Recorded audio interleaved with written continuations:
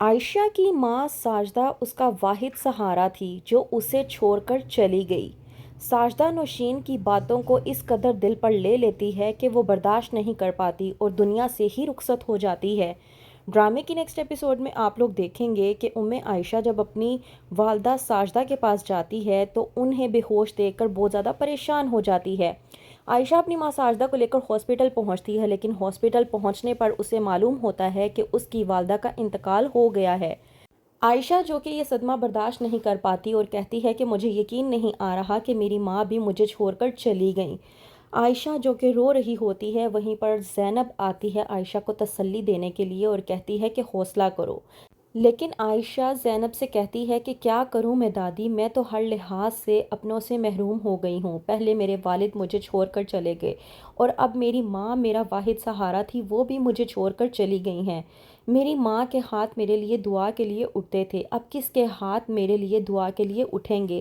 میں تو ہر لحاظ سے محروم ہو گئی ہوں۔ زینب جو کہ عائشہ کو تسلی دیتی ہے اور کہتی ہے کہ میں تمہارے ساتھ ہوں، ازمیر بھی تمہارے ساتھ ہے، تو تم فکر کیوں کرتی ہو؟ لیکن عائشہ جو کہ اپنی والدہ کے غم سے باہر نہیں نکل پاتی، اس بات پر نوشین غصے میں آ جاتی ہے اور کہتی ہے کہ بس کر دو عائشہ، کتنی دیر تک اپنی ماں کی موت کا سوگ مناتی رہو گی؟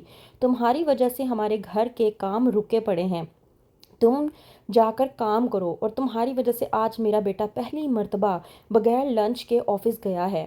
اس بات پر کہتی ہے عائشہ نوشین سے کہ فجر کے بعد میں سو گئی تھی، میری آنکھ لگ گئی تھی، میں اٹھ نہیں پائی، لیکن حیرت کی بات تو یہ ہے کہ مجھے ازمیر نے جگایا بھی نہیں۔ اس بات پر بھی نوشین عائشہ کو باتیں سناتی ہے اور کہتی ہے کہ کیونکہ ہم لوگ ان لوگوں میں سے نہیں ہیں جو اپنی وجہ سے دوسروں کو تنگ کریں، ہم لوگ اپنے آپ کو کسی پر ڈیپینڈ نہیں کرتے۔ مجھے تو حیرت ہوتی ہے ان لوگوں پر جو اپنے آپ کو کسی اور پر ڈیپینڈ کر دیتے ہیں۔ بائی دا وے، آئندہ دھیان رکھنا کہ تمہاری وجہ سے میرا بیٹا آئندہ اس طرح سے بھوکا نہ جائے۔ عائشہ جو کہ پریشان ہو چکی ہے اور سمجھ نہیں پا رہی کہ وہ آخرکار کیا کرے، وہیں پر دوسری طرف ازمیر جو کہ عائشہ کے ہاتھوں سے نکلتا جا رہا ہے، لے کر جاتا ہے ازمیر عائشہ اور ماہم کو اپنے ساتھ کھانا کھلانے کے لیے، کہ وہیں پر ماہم اور ازمیر کی گفتگو سن کر عائشہ حیران و پریشان ہو کر رہ جاتی ہے۔ ازمیر جو کہ ماہم سے کہتا ہے کہ کاش تم مجھے پہلے ملی ہوتی، ابھی اتنے الفاظ بولنے ہی تھے ازمیر کے، کہ عائشہ پریشان ہو کر رہ جاتی ہے کہ ازمیر آخرکار کیا کہنا چاہ رہا ہے۔ ماہم جو کہ ازمیر کی اس بات کا جواب دیتے ہوئے پوچھتی ہے کہ اگر میں تمہیں پہلے ملی ہوتی تو کیا ہوتا؟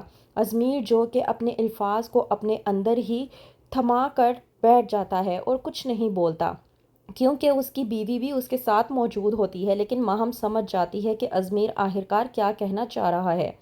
عائشہ جو کہ اپنے رب سے جا کر دعا مانگتی ہے کہ میرے شوہر کو حفاظت میں رکھو اور مجھے اپنے شوہر کی بدگمانی سے دور رکھو، تو کیا واقعی ہی میں عائشہ کی یہ دعا قبول ہو پائے گی؟ کیا ازمیر ماہم کے نزدیک جانے سے بچ پائے گا، یا پھر ازمیر ماہم کو پسند کر کے اس سے شادی کے لیے اپنی ماں نوشین کی خواہش کا احترام کرتے ہوئے اس کو پورا کرنے کے لیے آگے بڑھے گا؟